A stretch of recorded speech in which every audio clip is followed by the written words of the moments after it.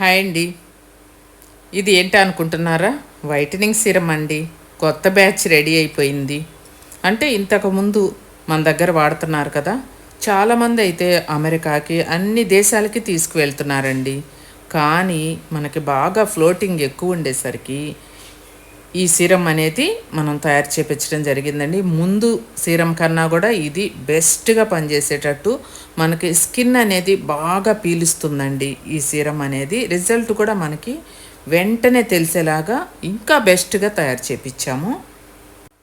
మనకి వాడేవాళ్ళు తీసుకొని ఇచ్చే రివ్యూస్ని బట్టి మనం మారుస్తూ ఉంటామండి.